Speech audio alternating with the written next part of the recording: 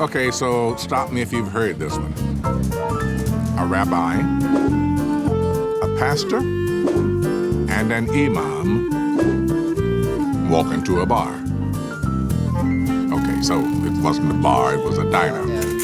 To discuss my show, The Story of God, about who is God.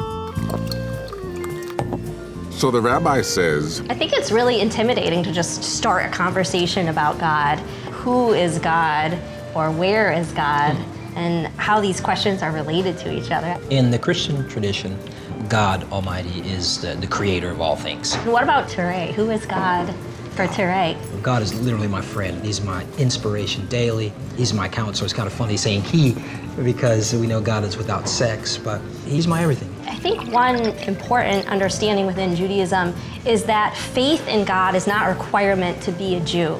I think of Jews as the God wrestlers, the people who wrestle with who God is, where God is. It's not just in a sanctuary, but it's within each one of us. In the Islamic context, God is the beginning and the end and all in between. Right. Yet, and this is the part that I really can't wrap my mind around, but it makes sense to my heart at the core of my being, is that while God is in charge of all things and all of what we would call nature, He's also intimately connected to each one of us in a personal way. Sometimes God speaks to us in the still, small voice, and that can, in some ways, be even more effective than the loud, booming voice. That speaks of this sensitivity that we have to God's voice, and so I just believe that we got a nose, we got eyes, we've got hands to touch, but there's also something that God created within us on the inside that allows us to perceive distinct instructions. God doesn't have actual hands in the world, so we can use our hands to do God's work in the world, and that's one way that we can find God. God is found in the effort to help out someone in need, to stand up for justice in society and for the down and out and the voiceless. There's a way in which you can connect to God.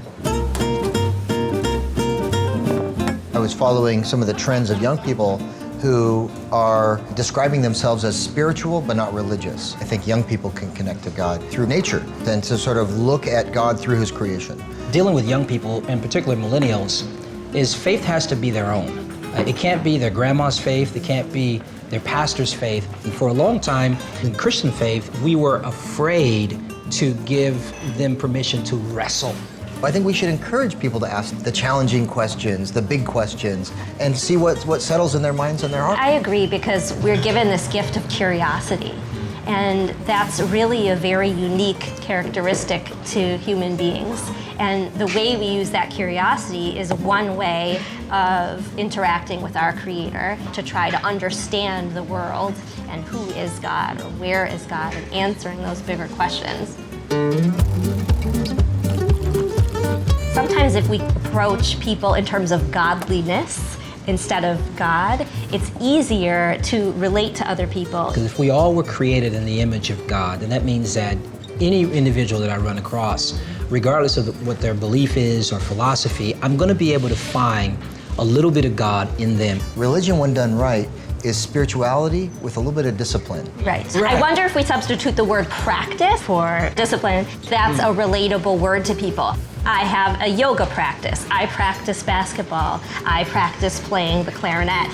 And, well, I don't do most of those things, but one could say about themselves that I practice these things. And it all is just practice, because in the end, we're just human people who cannot understand the divine, but we can seek to practice. It helps you to strengthen your character, to strengthen your spirituality and your connection to God. And so, to your point, summarize who God is. Wow. Okay, God is the light of the heavens and the earth. God is love.